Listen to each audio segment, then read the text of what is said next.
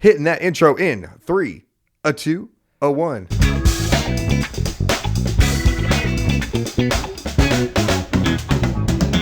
What is going on, ladies and gentlemen?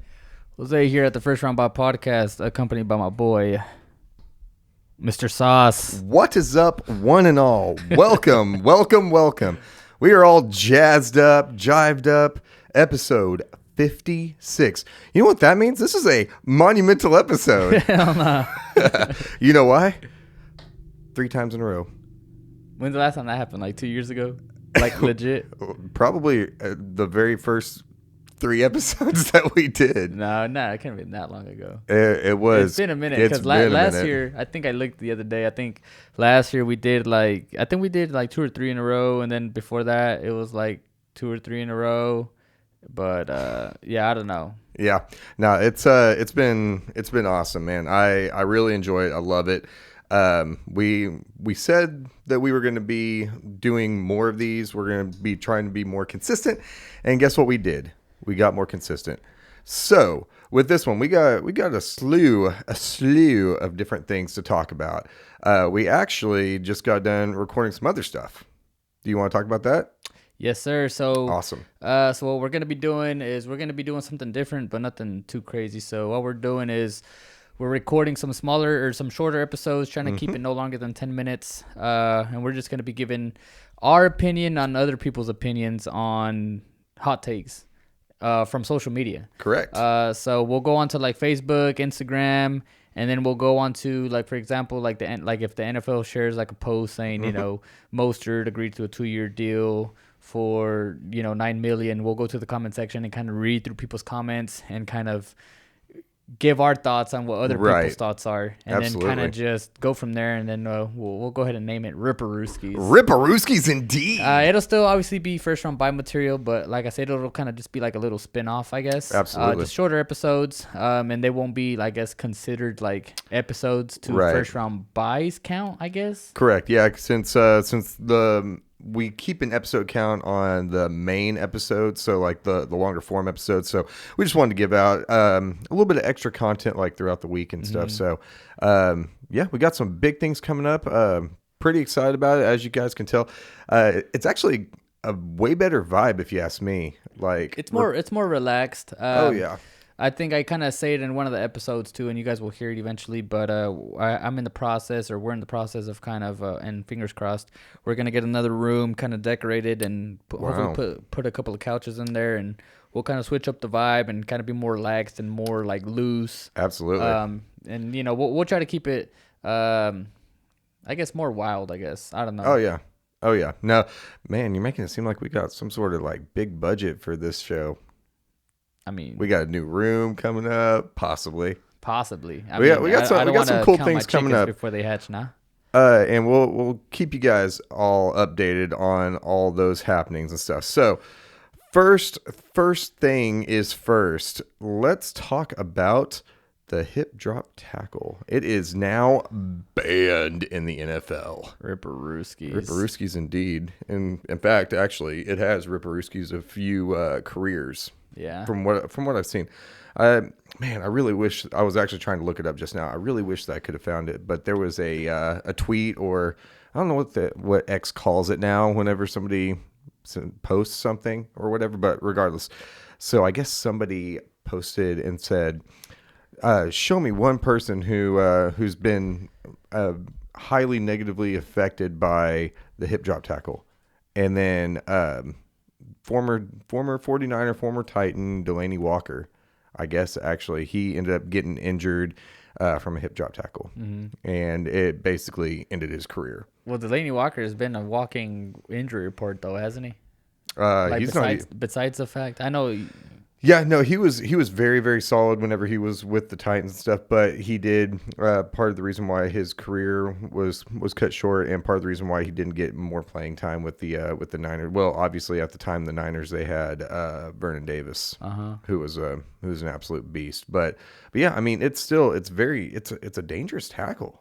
And in this day and age, player safety is like the biggest thing that they are pushing for.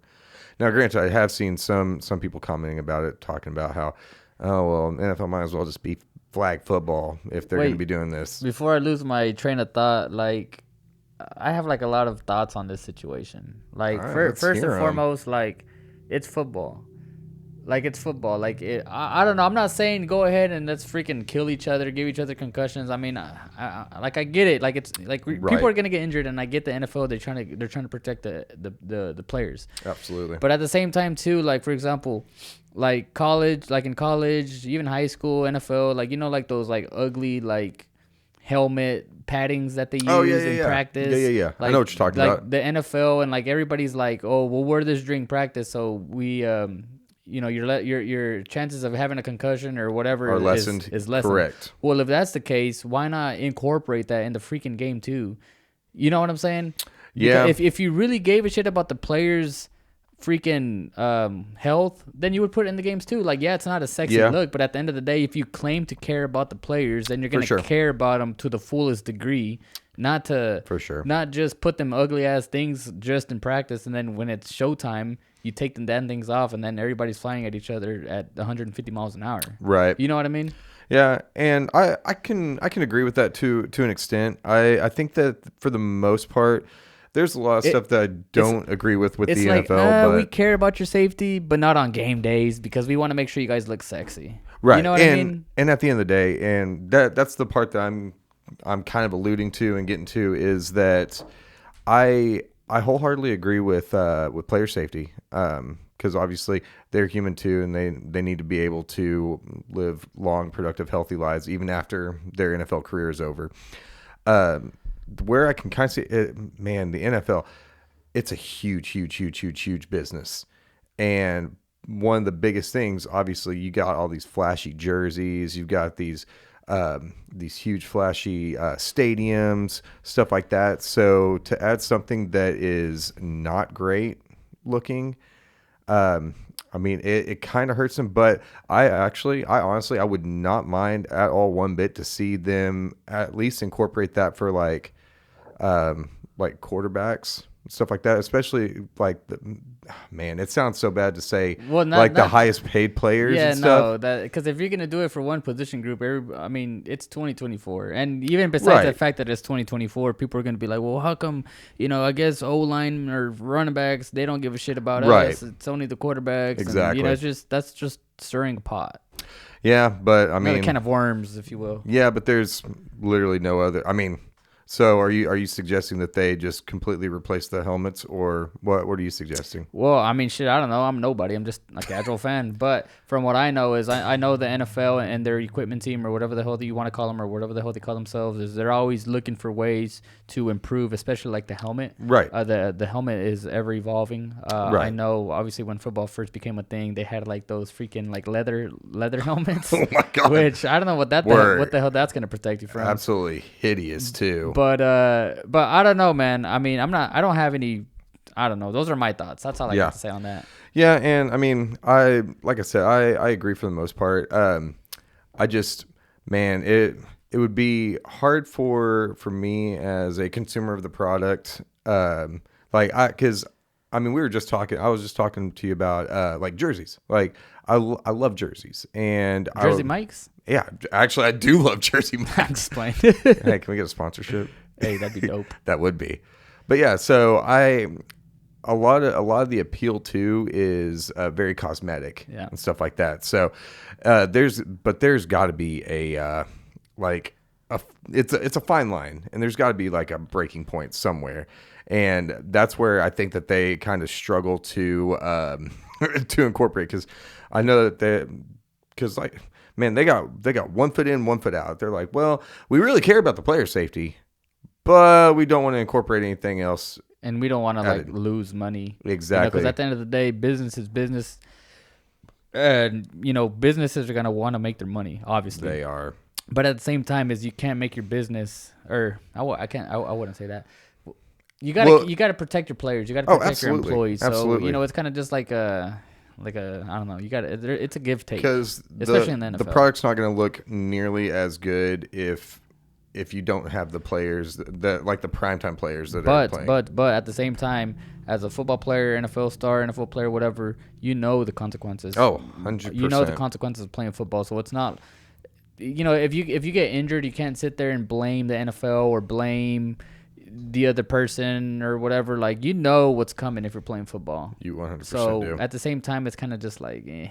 But, speaking on rule changes and things of that nature, we also have another rule change. That's right. It's funny because I literally just looked at it because I was about to segue back into that. The new kickoff rules, man. You sent me a video of it the other day because I mean, obviously, a lot of times I look at it and everything, but I don't have a huge grasp on it. If I can figure out how to, I'm going to try to add the video that you sent me. I like that. So the new kickoff is going to be based off of what rules again? XFL? USFL, XFL, or USFL, what is now known as UFL. UFL or some shit. The United Football League. Wait, so and shout out to Dwayne Johnson, The Rock. If I'm correct, I think they're pushing the kickoff mark like a few yards back. Is that correct? I believe so. Yes. So, and then there's a landing spot. And then there is, and then everybody's already down there. They're like 10, 15, maybe 20 yards off of the returner. I was just looking at the video. That's like 5, 10, 15, 20. That's like 30 yards, give or take. So I'm watching the video right now. It's like I like it, but I don't. The only reason why I don't like it is because I'm like one of them quote unquote old heads who doesn't like change. But at the same time, it's like I completely understand the rule change. And a lot of people were saying they like it because instead of having constant touchbacks, which there is a ton of that, you're going to get to see the runner actually take the ball and hopefully get some yardage.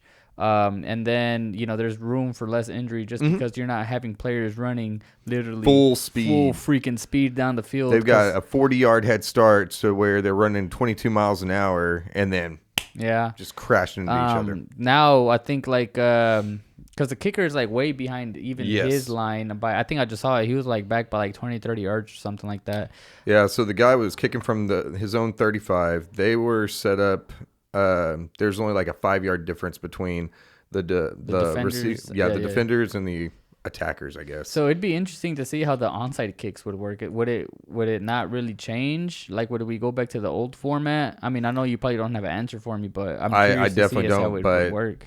Because I think they did talk about it, but I didn't look at it enough to really form a solid opinion on it.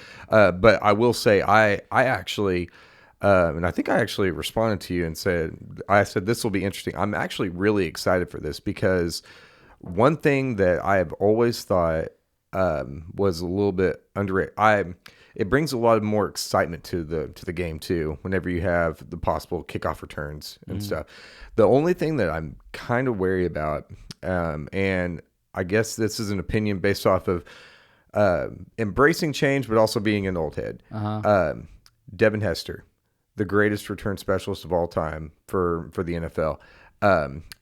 The thing is it's like if somebody say like the Steelers just now signing Cordarrelle Patterson, if he ends up returning like 3, 4, 5 kickoffs or punts or something for a touchdown, how much is that going to affect like the credibility? Yeah, the credibility because then you're gonna have to throw an asterisk up there and say, well, I mean, he did this, but it's only because the rules changed and everything. It's kind of like how the NFL season moved to, what was it, the 17-game season? Yeah, it went from 15 or 16. It was 15 or no, 16. Yeah, 16. So a lot of people are saying, because whenever Cooper Kupp had his year 2 years ago, did he surpass? No, I think he had like 1968 receiving yards or something like that. Yeah, he actually set an NFL record for regular season and postseason. And like everybody was like, well, he has like an extra game to do it in, or didn't Derrick Henry do 2K yards with the extra game as well? Or am I tripping? Yep. So then people are like, whoa, he had an extra game because I think he broke Dickerson's record, correct? Yes, I believe so. Yes. So, I mean, I don't know. It brings a lot more excitement, but and I will still say, I mean, I still look at it as sure these people might be the new record holders and stuff, but in my mind, in my heart, it's still going to be Devin Hester. Yeah. Because different roles back then. That's why it's kind of also it's different for like say quarterbacks and stuff like that because we're in a passing league now. So some of those passing statistics are a little bit diluted and everything. But like I said, I'm excited to see the change. Like I want to see it actually happening, like in real time and stuff, and just to see how much it impacts the game. Because what it could do is if you have, it could make the special teams and the return specialists and stuff like that makes them even more valuable. Right. Whereas they didn't have as much value before. Granted, Cordero Patterson, I actually really liked it. I want to say that he actually he was a Tennessee Volunteer. I think that he was a Vol. I could be wrong on that, but whenever he came out, I really liked him. He's a Swiss Army knife. He's an incredible athlete and everything. It's kind of crazy to see how far along he's come. But guys like him, guys like just these other lesser known return specialists and stuff, they're gonna actually like. People are going to actually be looking for a role. I mean, if you look at it from the point of view of how it used to be a while back, slot receivers, they weren't like a hot commodity until they became more of a passing league and teams were running more 3 wide receiver sets, stuff like that. Yeah. So in actuality, at first, all you needed was 2. You just needed 2 good wide receivers. Now you need 3 and you need a solid slot. So now it opens up a different realm of possibilities, and that's what gets me excited about it. Right. It really gets me going. Right. And to clarify, Derrick Henry did not surpass Dickerson's Was it record. CJ2K? Yeah, I believe so. Dickerson has like 2105, I believe. I just looked. Oh yeah, because CJ had his 2,000-yard season. He had it was all-purpose yards that he broke that record. So. Yeah, so like I said, I mean, I'm always open to see how things go, and the NFL every single year they're always looking at like different safety, different things, different rules that could be altered and stuff. They still need to take away the tuck rule. I'm just kidding. I know I saw it the other day. They changed like an officiating rule or something like that. Like I'd have to go back and look into exactly what it was, but there was like another the instant replay. Is that what an instant replay for something or what the hell was quarterback it? hits? Is that what it was? I think it was quarterback hits. I can't remember what it was. Were you just looking it up? No, I remember. I remember this from like a week ago or something. Official replay rules. Let's see if this pulls up anything real quick. Because I think I know what you're talking about. Well, that way we're not stalling. Another thing that I wanted to talk about on this episode was the extension or the new contract that Mr. Mostert got with the Dolphins. Absolutely. So 2 years, $9.75 million, I believe it was. One of the most, in my opinion, underrated running backs entering last year in the league. I think he was like right below Christian McCaffrey for total touchdowns accounted for, if I'm correct. Correct. I think he's like 31, 32, early 30s for sure. So he's getting old. We do have a Rip Ruski's episode kind of talking a little bit more about him, so I won't go too much in detail with him. Foreshadowing. But I love the signing. Him and Achane are going to be, in my opinion, probably the best duo in the NFL this next year, alongside with Jahmyr Gibbs and David Montgomery. Absolutely. But that offense is definitely going to be special again. They're definitely building something special down in Miami for sure. So if Tua, I was about to say healthy, that was did last year. That was going to be my big question. So, how did Tua do in the playoff game? Man, I don't even remember, to be honest with you. Who the hell did they play? I don't. Was it the Bills? Man, sorry guys, we are we were ill-equipped for this. I blame you. I wasn't ready to talk about postseason. Well, I just wanted. It was the Chiefs. Chiefs. There we go. They played at the Chiefs, and it was cold as shit. And apparently, there was like a handful of people that actually died of frostbite from that game. What? You didn't read about that? No. Yeah, there was like a handful of guys that got frostbite from the game and eventually died because it was so damn cold. That, man, I almost. I was gonna say that true diehard. Jesus Christ. He said it, That's not me. bad. That's bad. But yeah, no. Stop. Hey, don't cancel first round bye. Just cancel this guy. It wasn't me. Oh man. But anyway, so with Tua, the thing is, I still stop. That's why we have a 1-star review on Apple Podcast. If you're listening, go give us some love and give us a 5-star review on Apple Podcast. Some asshat give us a 1-star review and hurt my feelings. Hey, but how many reviews did we have? I think we have 3. Woo, Someone gave us a 5-star review. We appreciate the 5-star review. Give us more 5 stars. Keep them coming. Interact with us. Tell us what you love. Tell us what you hate. Yeah, you might actually even be featured on an episode of Ripperooskies. Will you? Maybe. Oh yeah, huh? Yeah, that's right.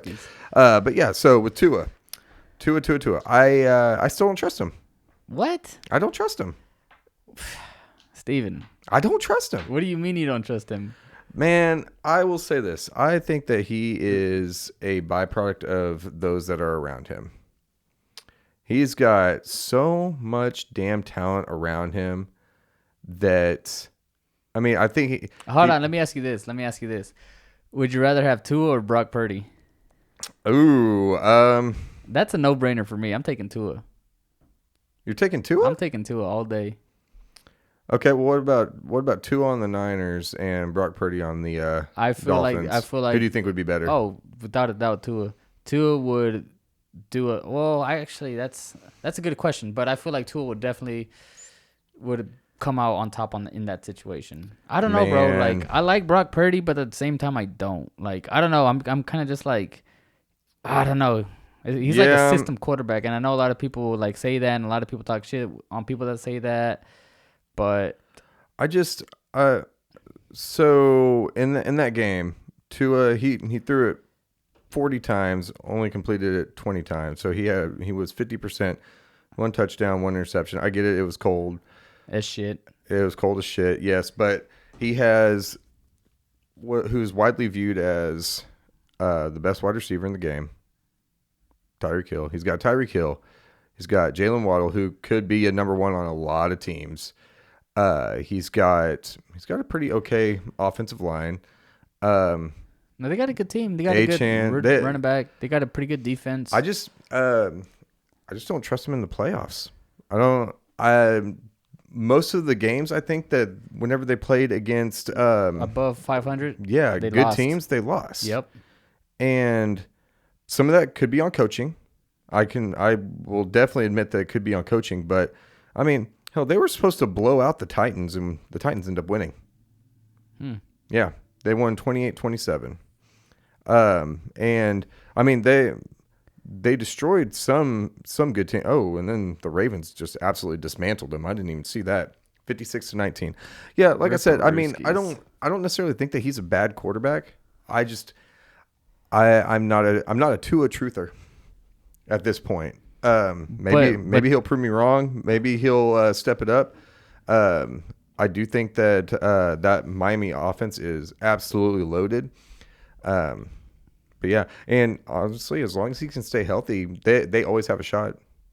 They always have a shot, especially in that division. Because the Bills, Josh Allen in particular, he's kind of like Rocky. The Pats, they're garbage. The Jets, they're kind of questionable at this given time with Aaron Rodgers, obviously in that situation. But it's kind of like an open division. Not as open, I would say, as a NFC South, but it's definitely an open division. Do you take Tua over Josh Allen? No. No. Okay. No. We're on the same page on that. Hell no. Josh Allen is he's nasty, but he's got some question marks. Yeah, he's got his inconsistencies. For sure. I don't know, man. Like where would you rank Tua right now? Right now? Right now, among starting quarterbacks. That's kind of tough. So right now, who's the best quarterback? Patrick Mahomes. Oh, 100%. Man, this is hard. This is on the spot. I would probably say Joe Burrow when healthy, number 2 for me. Mm-hmm. I would probably say man, my mind is blank. Josh Allen? No, maybe I'll probably put Lamar Jackson third. And then I mean, he's a great running back. maybe no, I was gonna say Jalen Hurts, but honestly, I think I'd probably put Josh Allen fourth, and then maybe fifth. It's kind of like a toss up. I may consider saying Jalen Hurts. Okay. And then we'll just leave it at that. Gotcha. So you're thinking he's at least top 10? Allen or No, Tua. Oh yeah, for sure. I'd say for sure. I'd say probably like I don't know. Yeah, top 10 for sure. Top 10. I can't give you a specific number, but top 10 for sure. For sure. No, and the thing, that's fair. And the thing about quarterbacks too is to be a good quarterback or a great quarterback, at least for me, is you got to be consistent. Like CJ Stroud had a freaking phenomenal rookie year, but right now I wouldn't even put him in my top 10 just because you need to be consistent. Interesting. I remember in our earlier episodes of First Round Bye, we talked about Justin Jefferson, and we talked about him being an elite receiver or a great receiver, and I would say time and time again, he needs to be consistent. Like, I don't care how your rookie year was. We need to see consistency. We need to see 1,000 yards, after 1,000 yard, after 1,000 yard. Like freaking Mike Evans, 10 seasons, I believe. Oh yeah, of 1,000 yards. That's not consistency. and still not considered the best wide receiver in the league. So if you want to be a great quarterback, you gotta show consistency, man. It's not about what you do one year. It's about what you do throughout the course of a few multiple years. Yeah, no, that's fair. That's a fair take. I definitely. That's why I feel like a lot of people were too quick to crown Jalen Hurts, and part of the reason why, just because I mean he had a very up and down year. He wasn't necessarily the reason for them not advancing, but he also wasn't the reason that that they were doing super well. Sometimes they leaned a lot on that run game stuff. So. But yeah, no, that's a pretty fair take. I don't have any issues with that. Like I said, then again though, I fully admit that there are times where I will latch on to an idea on somebody until they can change my mind basically, and I just haven't seen it from Tua yet. And the thing about Tua, I know 2 years ago he had that year where he had like his whole concussion deal. I think he had like 3 or 4 concussions throughout that freaking full year. Oh yeah, very scary situation. But even since his rookie year, like he's been consistent. Like for me, like he's hit that point where I've seen him play for 3-4 years on that consistent basis, and he only gets better every year. Which granted, I know that every year that he's been with that. Excuse me. Every year that he's been with that Dolphins team, they continue to bring in talent, which. I mean, that's not a bad thing either. Right, but I'm saying, like, I don't want to give all the credit to Tua because the GM and obviously their head coaching, they're bringing in the talent to help Tua out as well. But from his standpoint, from the quarterback play, personally, I've seen enough consistency out of him, like I said, to crown him, at least put him in my top 10. Yeah, I mean, that's definitely fair. I would say that... And that's coming from a Pats fan, too. Yeah. I would say that I actually would. I feel like Purdy and Tua, they're very, very similar, in my opinion. Purdy, he might not have as much talent, but he does a good job for what's asked of him. But I see him more as a game manager anyway. But anyway, so yeah, like you said, that contract for Mostert got kind of off topic on that, but. I think it's great. He's coming back. He could be. I don't want to say that he's like that final missing piece or anything, but he is a very big complementary piece in that offense, and definitely gives Tua another weapon. And I'm excited to see him play. The biggest difference for me is going to be at that point, like, and we won't expand on it too much, but just who do you take in fantasy? Because whenever, like, especially with running backs and everything now, we don't really have bell cows anymore. It's mostly just running back by committee, kind of like how wide receivers are. So anyway, did you have any more thoughts on that topic? No, we're good. We're good. He said, no, we're good. All right. So now let's pivot over to just briefly the draft. All right. So One of the biggest things that we have coming up is the NFL draft. I've already talked about it before. It is literally one of my favorite times of the year. I absolutely love the NFL draft. It's always a ton of fun. It's always interesting to see how things go, where different players go, and everything. One of the biggest things is that very consistently in a lot of these mock drafts that I've seen, which I'll tell you guys a little bit more about that later on. But with the mock drafts, a lot of people are saying it's either going to be in the top 6. It's either going to be 3 quarterbacks, 3 wide receivers, or 4 quarterbacks, 2 wide receivers, right? So with that being said, of the top 3 wide receivers currently, how would you rank them? Or if you have an opinion on any of them, and I'm talking about Marvin Harrison Jr., Rome Odunze, and Malik Neighbors. Yeah. I don't know why I almost blanked on Neighbors. Right. You said how would I rank them? Yeah. Who would be at the very tippy top? If so, obviously you're the New England Patriots, and you got everybody still on the board. You're looking at taking a wide receiver. Who are you taking? Man, I feel like the quickest and safest answer to that would probably be Marvin Harrison Jr. The thing about some of these players and college football is there's so much damn college football to follow. Already so much damn NFL football to follow. So like for me personally, like I didn't really get to watch a whole lot of Marvin Harrison. I didn't get to really watch a whole lot of Odunze and Neighbors, because whenever I watch college football, I'm just mainly focused on to what my favorite NFL team is, who they're playing. And unfortunately, we got to play Washington. We got to play against Michael Penix and Odunze, and we got freaking just hammered by that team, dude. Like Odunze and Michael Penix, that's a nasty combo. So I saw firsthand what Odunze can do. Right, he has great separation. He has good hands. Fast receiver. Obviously not the fast receiver in the draft, but definitely some great talent there. Oh yeah. But from what I've read and from what I understand, Marvin Harrison Jr. is definitely one of those generational talents. Especially being around the NFL really since birth, just because of his dad. He's been going to football games. He's been around great quarterbacks, great players, great people, just his whole life. So he knows what it takes to be a great NFL football player, right? Right. So just based on his situation, and sometimes that doesn't always translate. And I'm going to kind of get off topic here, kind of like Bronny James Jr., LeBron James' son. He's not the hottest prospect.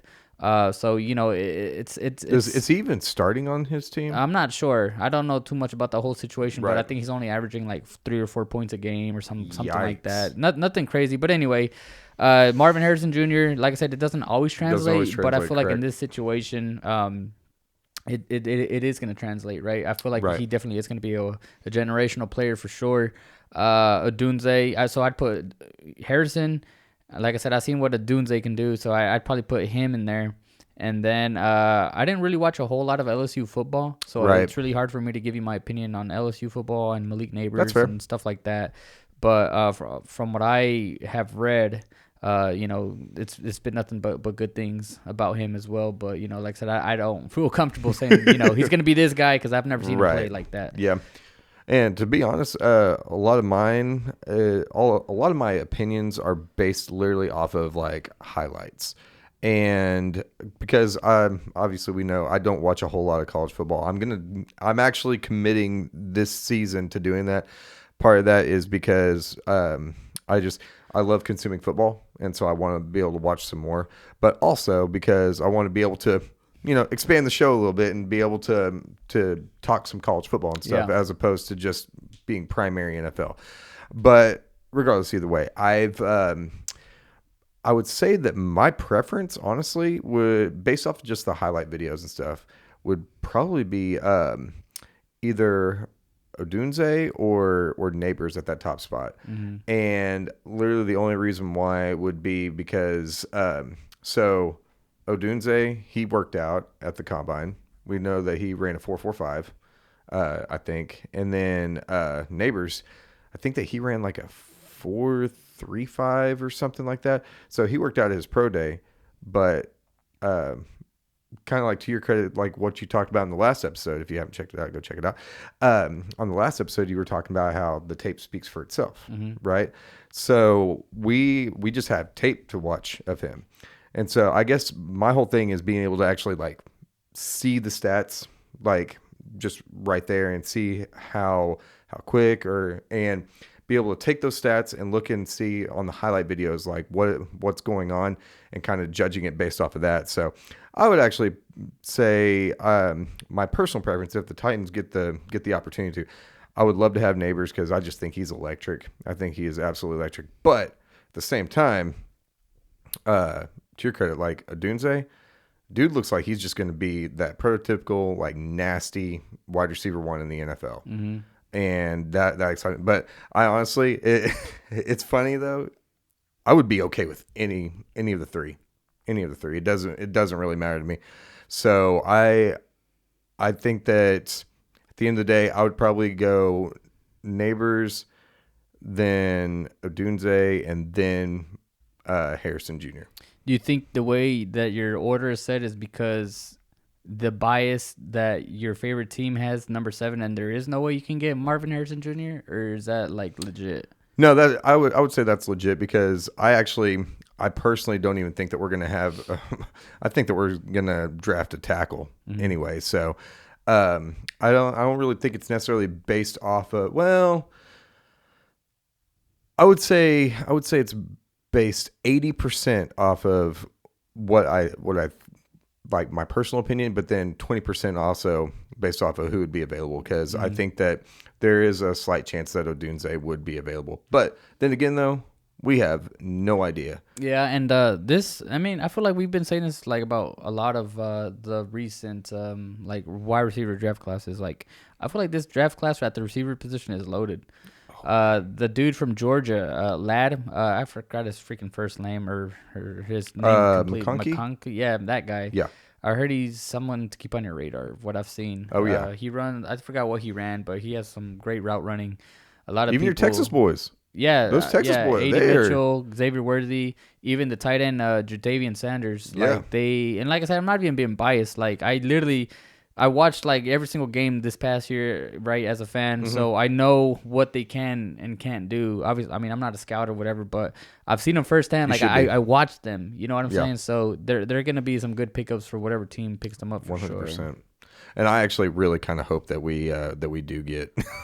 I hope that we get the tackle, and then I hope that one of those Texas guys falls to us because, man, I watched some highlights videos of him. God, that. Worthy can fly, dude. Yeah, dude. Mitchell's not that far behind him, but Worthy can fly. I feel like Mitchell is more athletic. Like he'll definitely have a better shot at the 50-50 balls. And obviously Xavier Worthy is more of like that Tyreek Hill type of player. Like he'll just dust you. You know what I'm saying? Absolutely. But yeah, both of them will definitely have good NFL careers, I think. Absolutely. I 100% agree. Do you want to touch real quick on Mr. Daniel, is it Daniel Jeremiah? Yeah. His little, he had a mock draft. So just to, if I can find it, we'll talk about it, but if not, then it's all gravy. So I kind of talked to you off camera about how I feel about mock drafts. Not usually the biggest fan of them. I watch them sometimes. I'll look into them every once in a while, but for the most part, I don't really pay attention to it because I don't think that there has ever been in the history of the NFL draft that these mock drafts have even been 50% close. Yeah, I mean, for the most part, I feel like most top 5 picks are like kind of predictable. You know what I'm saying? Because everybody knows like the quarterback needy teams. Like, for example, everybody knows the Bears need a freaking quarterback. So do you think Caleb Williams is going to go number 1 overall? I do believe so. 100%. I do believe Caleb Williams will go number 1. Number two to freaking 5 is a toss up. It's a toss up. Yep. So obviously the Commanders are number 2. Anything can happen here as far as like quarterback situation. Like, do they see McCarthy, May, Who's the other one? Jaden Daniels. Jade Daniels. Like who do they see is that franchise quarterback? And then who obviously it's kind of just like a trickle effect. Whoever they choose, then the next team is like, ah, shit. Well, this is who I get. Yeah. This is who I get. So it's kind of just like, I don't know. It's like dominoes. So on the mock draft, Caleb Williams goes number 1 overall. Surprise, surprise. The Commanders, it has, to your excitement, the Commanders taking Drake May. Mm-hmm. At number 3, the Patriots taking Jaden Daniels, which I think that was who you prefer, right? Oh, yeah. I mean, if Jaden Daniels and Marvin Harrison Jr. are both there for the Patriots to pick, I wouldn't be mad at them selecting either or. Right.